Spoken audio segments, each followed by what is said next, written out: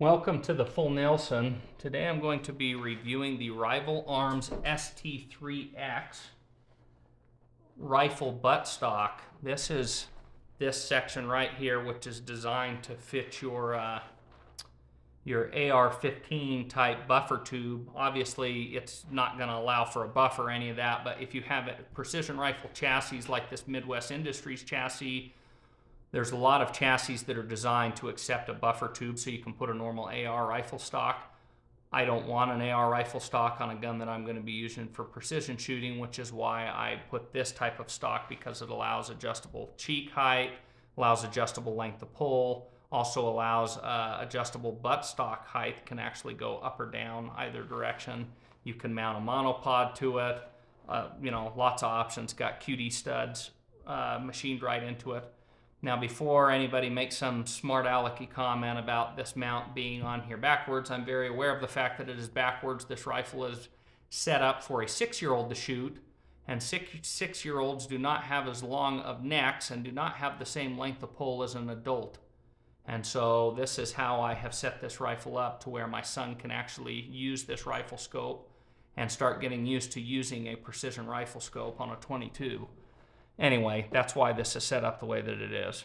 Now, back to this Rival Arms buttstock. I have used a lot of the Midwest Industries, the MDT buttstocks.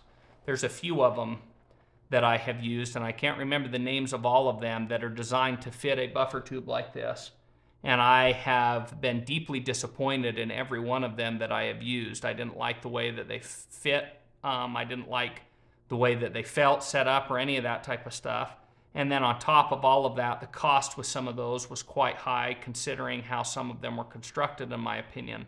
This Rival Arms ST-3X buttstock, I am a huge fan of. This is the newer model, which they have this little quick adjustment thing for the cheek piece. That is, if you don't lock there's actually screws on the other side here, I'll show you. Right here, and those two screws will lock into this buttstock, this cheek piece, and it will completely lock it. So if you tighten these, this isn't going anywhere, okay? You need to leave these a little bit loose if you want to be able to adjust the cheek height on the fly by using this little plastic wing nut thing that they've got here. My old one doesn't have this, it just has 2 set screws. So you could use it either which way. I think if you wanted to just take this out, you could probably remove it and just use the other screws, but you can adjust the cheek piece the way that you want on this gun, no problem, which is great. The way that the length of pull gets adjusted is they actually have screw holes in the top of this. In fact, let me see if this is loose enough. Those little screws will actually keep this piece from popping all the way out, so they're catching the end of this. If I loosen them the rest of the way, then it would come out all the way. One thing that's kind of funny about that, though, is these are so loose that I could just twist them out with my fingers.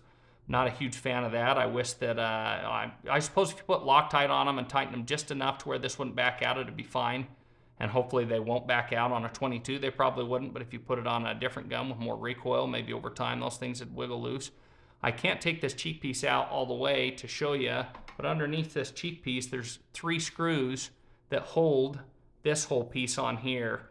And you can pull those screws out and shift this out. It looks like probably an inch or a little over an inch, maybe total, that you can adjust the length of pull. So this could go out an inch. Right now it's all the way in. And that's because, as I mentioned, this is set up for my son so that he can actually get behind a scope like this. So the length of pull is as short as I could make it, and then I put the scope as close to him as I can get it. We've done some shooting with red dots and stuff like that, but I really want him to get into scopes because there's a lot more fun can be had there when you learn how to actually use a precision rifle scope. So that's how you can adjust the length of pull, is those 3 screws there. Cheek piece, you can adjust it, at least on this model, just like this. Set it wherever you want it. And then if you want to adjust this height here, there's 2 screws in here that go back and interface with something that goes on the inside of this buttstock. So if you loosen those, you can slide this piece up or down. If you want it to be more in line with your shoulder one direction or the other, that's an option for you. And as I mentioned, it has 2 QD Well, you can hook a QD sling to it on either side. You can also hook a monopod into the bottom here where they've got this little groove. So I think this is an awesome product. I like, as I mentioned, I like it better than what I have seen from MDT and the 2 or 3 offerings I've tried from them. So I highly recommend them. I know if you shop around, you can find these for a pretty reasonable price. I want to say they range in price.